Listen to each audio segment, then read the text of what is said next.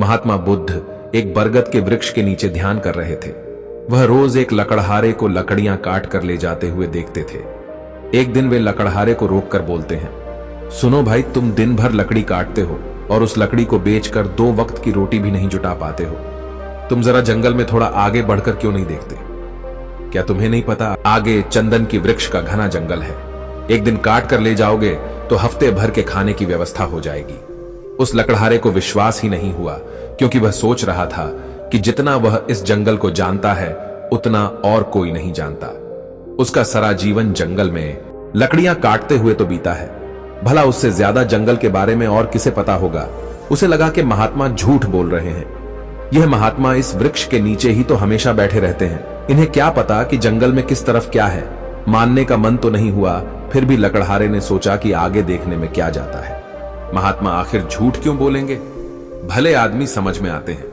कौन जाने महात्मा सही कह रहे हो, और इससे पहले महात्मा ने मुझसे कभी बात भी नहीं की है। आज पहली बार बोले हैं भगवान। बुद्ध की बातों पर विश्वास करके वह लकड़हारा जंगल में आगे बढ़ गया। जब वह वहां से लौटा तो महात्मा के चरणों में शीश रखकर बोला, क्षमा करना, मेरे मन में बहुत संदेह था, क्योंकि मैं सोचता था कि मुझे ज्यादा भला इस जंगल को और कौन जानता है। मेरी कई पूस्तों ने जंगल में लकड़ियां काटकर ही अपना गुजारा किया है। मैं हमेशा जंगल की इसी तरफ लकड़ियां काटता हूं। मैंने कभी सोचा ही नहीं कि जंगल में आगे भी कुछ होगा। कितना अभागा था मैं। अगर मुझे पहले ही पता होता है कि आगे जंगल में चंदन के वृक्ष हैं, तो मेरी आधी जिंदगी गरीबी में नहीं बीतती, मेरा परिवार गरीबी में नहीं जीता। महात्मा ने कहा, कोई फिक्र मत करो, जब जागो तभी सवेरा। अब लकड़हारे की जिंदगी बड़े मजे से कट रही थी। एक दिन लकड़ियां काट लेता तो हफ्तों तक जंगल में जाने की जरूरत ही नहीं पड़ती। बाजार में लकड़ी की कीमत इतनी मिल जाती कि वह अपने पूरे परिवार के लिए हफ्तों का राशन पानी भर लेता। एक दिन जब वह चंदन की लकड़ी लेने जा रहा था तो महात्मा पेड़ के नीचे बैठे थे। उन्होंने कहा, क्या तुम सारा जीवन चंदन का वृक्ष ही काटोगे? आगे जाकर नहीं देखोगे कि आगे क्या है? लकड़हारे ने कहा, मैं मूर्ख, कभी सोचा ही नहीं कि आगे भी जाकर देखूं। महात्मा ने कहा, आगे जाकर देखो, चांदी की खान है। लकड़हारे को अब महात्मा की बातों पर विश्वास था। वह आगे जाकर देखता है तो उसकी आंखें फटी की फटी रह जाती हैं। वहां सच में चांदी की खान थी।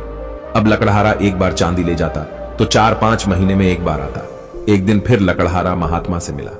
महात्मा ने बोला, तुम कैसे आदमी हो? तुम्हारे अंदर जिज्ञासा नहीं होती आगे जाकर देखने की, आगे जो आगे सोने की खान है? लकड़हारे को अपने कानों पर विश्वास नहीं हो रहा था। वह भागते हुए आगे जंगल में गया तो वह हैरान रह गया। वहां सच में सोने की खान थी। अब आदमी एक बार सोना लेकर जाता तो 1 साल बाद आता। एक बार जब वह आदमी सोना लेकर वापस जा रहा था तो उसी पेड़ नीचे महात्मा बुद्ध उससे मिले और बोले, तुम कभी जागोगे कि नहीं, या मुझे ही हर बार तुम्हें जगाना पड़ेगा? तुम्हें खुद अपनी तरफ से सवाल नहीं उठता? मन में जिज्ञासा नहीं होती कि आगे जाकर देखें कि क्या है? लकड़हारा बोला, मैं मंदबुद्धि, मेरे अंदर सवाल ही नहीं आया कि आगे जाकर देखूं। मुझे लगा कि सोने से बड़ी चीज और क्या हो सकती है। महात्मा ने कहा, आगे जाकर देखो, आगे हीरे की खान है। लकड़हारा भागते हुए आगे गया और उसे अपनी आंखों पर भरोसा ही नहीं हो रहा था। वहां पर सचमुच हीरे की खान थी। अब वह 5 साल में एक बार हीरे लेने आता। अब लकड़हारा भी समय के साथ बूढ़ा हो चुका था। एक दिन जब वह हीरे लेकर वापस जा रहा था तो फिर से उसे वृक्ष के नीचे महात्मा बुद्ध मिले।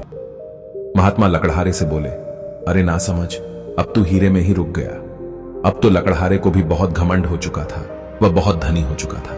उसने महात्मा से घमंड में बोला, अब तुम मुझे परेशान मत करो, भला हीरे से भी बड़ा कुछ और हो सकता है। महात्मा ने कहा, हीरे के आगे मैं हूं। तुम्हें कभी एहसास नहीं हुआ कि यह आदमी शांत यहां बैठा है? इसे पता है हीरे सोने की खदान के बारे में, और वह हीरे सोने चांदी नहीं भर रहा। इसे उस हीरे का कोई मोह नहीं है। इसे हीरे से भी आगे, हीरे से भी बड़ा बहुत कुछ मिल गया है, तभी तो इतना निश्चिंत होकर बैठा है। क्या तुम्हें यह विचार नहीं आया? उनकी बात सुनकर लकड़हारा महात्मा के पैरों में गिरकर रोने लगा। मैं कितना मूर्ख था, मुझे कभी नहीं विचार आया, जिसको हीरे जवाहरात के खदानों के बारे में पता है और उसको हीरे जवाहरात का कोई मोह नहीं है। उसके पास हीरे से भी बड़ा कुछ अमूल्य होगा। मैं जानना चाहता हूं कि आपके पास कौन सी दौलत है जिसके सामने दुनिया की हर दौलत छोटी है? वही तो मैं तुम्हें बताना चाहता हूं, महात्मा बुद्ध ने कहा। उस धन का नाम है ध्यान। लकड़हारे ने कहा, पर मुझे तो ध्यान करना ही नहीं आता। महात्मा ने कहा, ध्यान करना बहुत सरल है। बाहर का धन तो बहुत इकट्ठा कर लिया, अब जरा भीतर की तरफ ध्यान दो। जरा आराम से बैठ जाओ और देखो तुम्हारे अंदर क्या चल रहा है। अगर कोई अनुभव हो तो उसे पकड़ो मत, उसे देखो, शायद तुम्हें परमात्मा मिले, पर तुम्हें उन्हें भी नहीं पकड़ना है।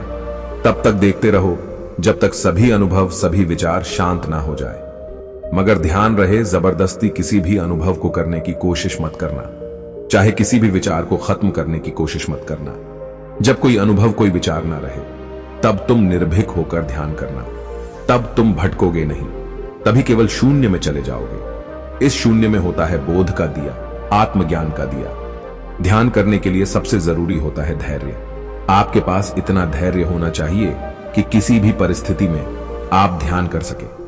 दोस्तों, अगर आपको भी शुरुआत में ध्यान करने में कोई दिक्कत होती है, कोई परेशानी आती है, आपका दिमाग स्थिर नहीं रहता है, तो आप शुरुआत में 5 मिनट से शुरू करें और धीरे धीरे इस प्रक्रिया को आगे बढ़ाएं। धीरे धीरे ध्यान के समय का बढ़ाते रहे। आप देखेंगे कि एक समय आएगा कि जब आप ध्यान करने लगेंगे